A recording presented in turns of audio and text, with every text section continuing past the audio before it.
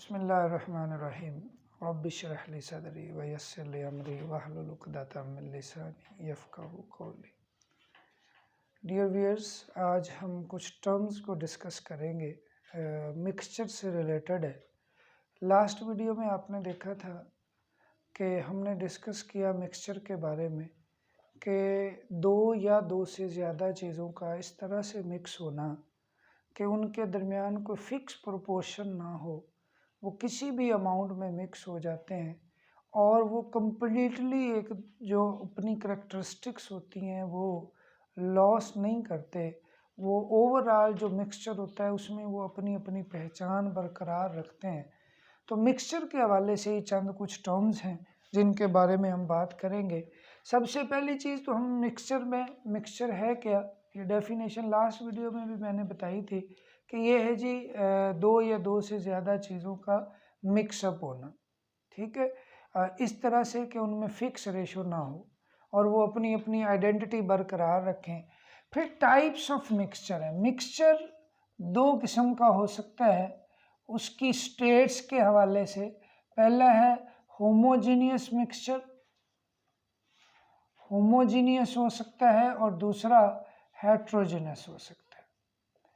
Hetero और होमो में फ़र्क सिर्फ़ और सिर्फ उनकी स्टेट्स का है कि अगर वो दोनों चीज़ें दो या दो से ज़्यादा जितनी भी चीज़ें जिनको मिक्स करके मिक्सचर बनाया जा रहा है, अगर वो यूनिफॉर्म कंपोजिशन में है, पूरे के पूरा वो एक जैसे ही नज़र आ रहा है। जैसे आप नमक है, आप उसको पानी में डिज़ोल्व कर लेते हैं, या जैसे चीनी है आप उसको पानी में डिज़ोल्व कर लेते हैं, तो वो सारा एक यूनिफॉर्म कंपोजिशन है, वो सारा एक जैसा ही लगेगा।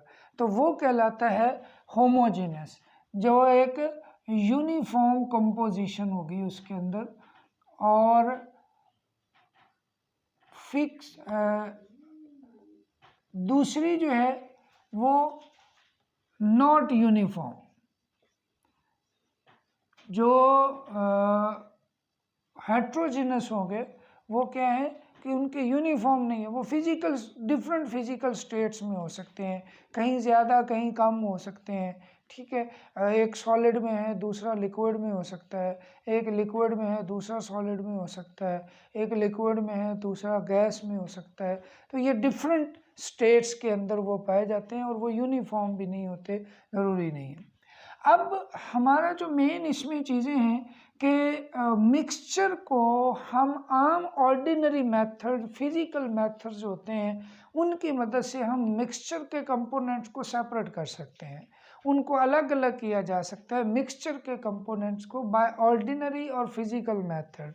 बट कंपाउंड्स के जो कंपोनेंट्स होते हैं जिनसे कंपाउंड बना है, उनके कंपोनेंट्स को आप बग़ैर केमिकल रिएक्शन के आप सेपरेट नहीं कर सकते, उसको आप फिज़िकल मेथड से सेपरेट नहीं कर सकते। तो आज हम यहाँ पे चंद टेक्निक्स का जस्ट इंट्रोडक्शन देखेंगे कि जिनकी मदद से हम उन मिक्सचर के कंपोनेंट को सेपरेट कर सकते हैं। आप ये भी देखें कि बीइंग ए केमिस्ट, जब आपको एक सैंपल दिया जाता है एनालिसिस के लिए, तो you have to separate different components, you have to separate the desired components, कि आपकी जो डिमांड है उसके मुताबिक आपने उस सैंपल के अंदर से चीज़ों को सेपरेट करना होता है। तो जनरली हम जो स्टार्ट करते हैं वो फिज़िकल मेथड से करते हैं कि फिज़िकल मेथड से हम जो जो चीज़ें उस सैंपल के अंदर मौजूद होंगी उनको निकालने की कोशिश करते हैं, जिसमें सबसे पहला जो है वो मेथड है फिल्ट्रेशन का। अब फिल्ट्रेशन जो प्रोसेस है ये एक मेथड है, सिंपल सा है, कि जिसमें हम इनसॉल्युबल पार्टिकल या मटेरियल कोई भी उसका कंपोनेंट होगा उसको सेपरेट कर लेते हैं, और इसके लिए हम एक फ़िल्टर मीडियम यूज़ करते हैं। ठीक है, वो फ़िल्टर पेपर भी हो सकता है, वो आपका क्रूसिबल कोई हो सकता है।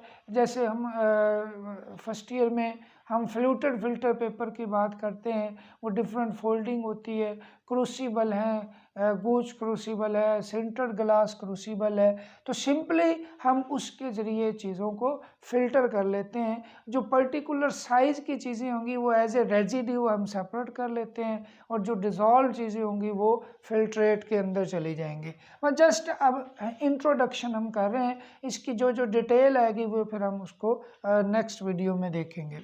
फिल्ट्रेशन के बाद है जी सब्लिमेशन। सब्लिमेशन क्या है?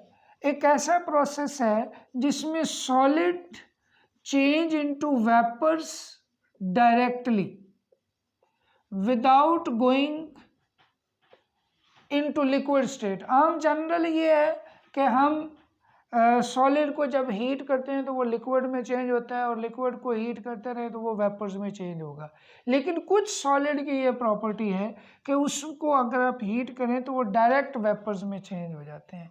ऐसा सॉलिड किसी दूसरे लिक्विड में मौजूद होगा तो उसको सेपरेट करने के लिए हम जो टेक्निक यूज़ करते हैं दैट इज सब्लिमेशन। सिंपली हम क्या करेंगे, जैसे सैंड है, इसमें आप कैम्फोर का इस्तेमाल कर लें, कैम्फोर मिक्स हो, इसको आप गर्म करेंगे तो ये जो है ये सब्लिमेट हो सकता है, उसमें से डायरेक्ट वेपर्स में चेंज हो जाएगा।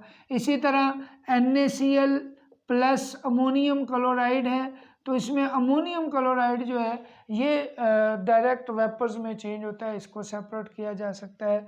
इसी तरह आयोडीन है, उसको जो है वो डायरेक्ट वेपर्स में चेंज किया जा सकता है।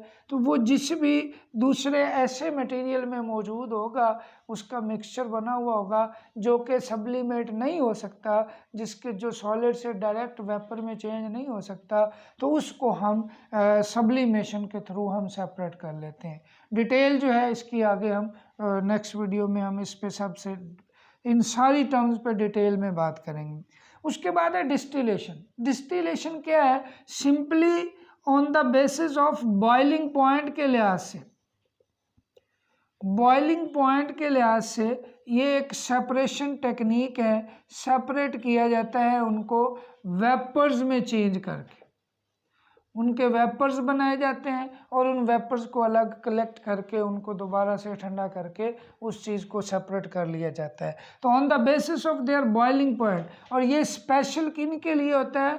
वोलेटाइल के लिए, कि अगर आपके सैंपल के अंदर कोई वोलेटाइल कंपोनेंट है और आप इसको यूज़ कर सकें इस टेक्निक को, ये कंडीशन भी देखी जाती है, सैंपल भी देखा जाता है कि कौन सा हमारे पास जो टेक्निक है वो ज़्यादा सूटेबल होगी उस चीज़ को सेपरेट करने के लिए, हम वो वाली टेक्निक यूज़ करते हैं। तो डिस्टिलेशन सिंपल है, जैसे आप वाटर है उसमें सोडियम क्लोराइड है, इसको आप सेपरेट कर सकते हैं। आप इसको हीट करें, वाटर वेपोरेट हो जाएगा, सोडियम क्लोराइड पीछे रह जाएगा। तो ये बॉइलिंग पॉइंट के लिहाज से सेपरेशन टेक्निक है।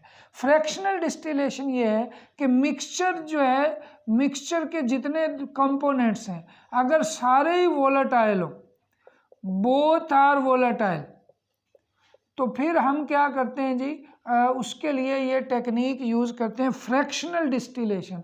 ज़ाहिर है अगर दो हैं या दो से ज़्यादा हैं तो जितने भी हैं और वो उस मिक्सचर के अंदर मौजूद हैं और उनके डिफरेंट बॉइलिंग पॉइंट है, तो हम क्या करते हैं उनको हीट करेंगे। जिसका कम बॉइलिंग पॉइंट होगा उसके पहले वेपर्स बनेंगे, उन वेपर्स को अलग करके हम उसको लिक्विफाई कर लेते हैं, ठंडा कर लेते हैं, उससे एक फ्रैक्शन अलग हो गया, फिर दूसरा, फिर तीसरा।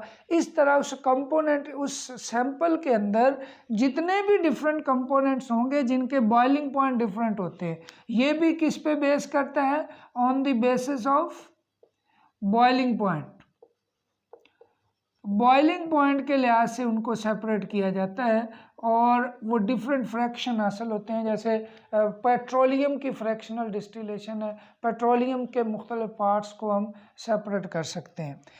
इसी तरह से स्टीम डिस्टिलेशन है। स्टीम डिस्टिलेशन क्या है? स्टीम की मदद से हम उसको हीट करते हैं, ठीक है। और ये भी एक वे है, सेपरेशन टेक्निक है, उनको हीट अप करना बाय यूजिंग स्टीम, और स्टीम की मदद से हम उसको हीट करके वेपर्स बना के उनको सेपरेट कर लेते हैं।